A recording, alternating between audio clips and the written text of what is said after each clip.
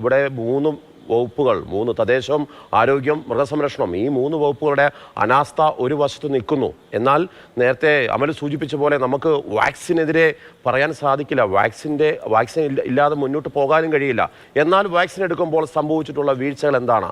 ഒപ്പം മാലിന്യ പ്രശ്നത്തിൽ കുടുങ്ങിക്കിടക്കുന്ന നമ്മുടെ നാട്ടുംപുറങ്ങളിൽ തെരുവ് നായ്ക്കൾ വർദ്ധിക്കുന്നു. അതിനെ കൃത്യമായി വന്ധ്യംകരിക്കാൻ സാധിക്കുന്നില്ല.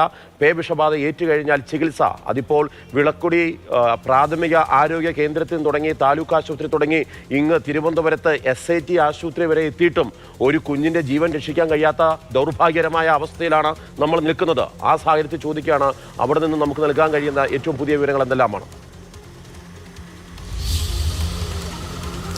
മാർഷലെ, വാക്സിൻ തന്നെയാണോ അതോ അല്ലെങ്കിൽ പച്ചവെള്ളം വല്ലവണ്ണം കുത്തിവെച്ചെന്നുള്ള ചോദ്യം ഇവിടെ എത്തുന്ന ആൾക്കാരൊക്കെ തന്നെ ചോദിക്കുന്നുണ്ട്. കാര്യം ഒരു 7 വയസ്സുള്ള ഒരു കുഞ്ഞിൻ്റെ ജീവൻ നഷ്ടമായിരിക്കുന്നു. അപ്പോഴും ABC സെൻ്ററുകളുടെ പ്രവർത്തനവുമായി ബന്ധപ്പെട്ട് കേന്ദ്ര സർക്കാരിൻ്റെ ഈ നിർദ്ദേശങ്ങളാണ് പ്രതിസന്ധിയായതെന്നാണ് ഇപ്പോൾ തദ്ദേശ മന്ത്രി അതുപോലെ ഇപ്പോഴത്തെ ജനപ്രതിനിധികളെല്ലാം തന്നെ പറയുന്നത്. അപ്പോൾ ഏറ്റവും കൂടുതൽ തെരുവുനായ്ക്കളുടെ ഒരു പ്രശ്നം നേരിടുന്നതാണ് തൊഴിലുറപ്പ് തൊഴിലാളികൾ. ഈ സ്ഥലത്തുള്ളവരല്ലേ, എന്താ അവസ്ഥ ഈ ജോലിക്ക് പോകുമ്പോൾ? ഇവിടെ ഞങ്ങൾ ജോലി ചെയ്യുമ്പോൾ തന്നെ ഇവിടെ ആ പട്ടികളുടെ ശല്യം ഉണ്ടായിരുന്നു. അതിലുപരി ആ കടിച്ച പട്ടിയുടെ കൂട്ടത്തിൽ 5 പട്ടി ഉണ്ടായിരുന്നു. അതിൽ ഒരു പട്ടി വളർത്തു പട്ടിയുമാണ്, ഒരു കൂടെയുള്ള പട്ടി. അത് വളർത്ത് കാണുമ്പോഴേ നമുക്കറിയാം വളർത്തു പട്ടി. ഇനി ആ പട്ടി ഏതൊക്കെ പട്ടിയെ കടിച്ചെന്നോ എങ്ങനെയാണ് അവസ്ഥയെന്ന് നമുക്കറിയത്തില്ല. ചികിത്സാ പിഴവിനെ കുറിച്ചൊന്നും നമുക്കറിയത്തില്ല, അതൊന്നും നമ്മൾ പറയാൻ ആളല്ല. പിന്നെ ഈ പട്ടി ശല്യം എന്ന് വെച്ചിട്ട് രൂക്ഷമാണ്. ഇവിടെ കണ്ട 16-ാം വാർഡിലെ കുറച്ച് ആൾക്കാർ പഞ്ചായത്തിലോട്ട് പരാതിയും കൊണ്ടുപോകാൻ തുടങ്ങിയിരിക്കുകയാണ്. കാരണം അത്രയും കുഞ്ഞുങ്ങളെ ഒരാളുടെ ജീവൻ പൊലിഞ്ഞ് കഴിഞ്ഞിട്ടല്ല ഇതിനൊരു നടപടി ഉണ്ടാക്കേണ്ടത്. ഇതാകുന്നതിന് മുമ്പിട്ടേ ഒരു 10 പട്ടി ഒരിടത്ത് കാണുമ്പോഴേ ഈ പഞ്ചായത്തുകാരോ അധികൃതരോ ഇതിനു വേണ്ടി ഒന്ന് ചെയ്തിരുന്നെങ്കിൽ ഈ കുഞ്ഞിൻ്റെ ജീവൻ പോകത്തില്ല. ഇപ്പം നിങ്ങൾ ഓരോ മീഡിയക്കാരും വന്ന് കവർ ചെയ്യുന്നു, വീഡിയോസ് എടുക്കുന്നു, വിഷ്വൽ എടുക്കുന്നു, പോവും. ഇതിൻ്റെ വഴിക്ക് പോവും. അടുത്ത കാര്യം വരുമ്പോൾ നിങ്ങൾ ആ വഴിക്ക് പോവും. ഇതിനകത്തൊരു തീരുമാനം ഉണ്ടാക്കണമെങ്കിൽ ഇതേപോലെ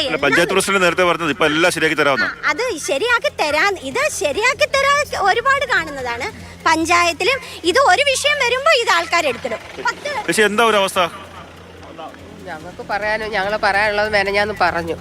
ഇവിടുത്തെ പട്ടിശല്യം ഭയങ്കര പ്രശ്നമാണ്. നമുക്കും പൊടിപ്പിള്ളാരും കുഞ്ഞുങ്ങളും എല്ലാം നമ്മൾ രാവിലെയും വൈകിട്ടും ഉച്ചയ്ക്കും ഒക്കെ ഇറങ്ങി പോകുന്നതാണ്.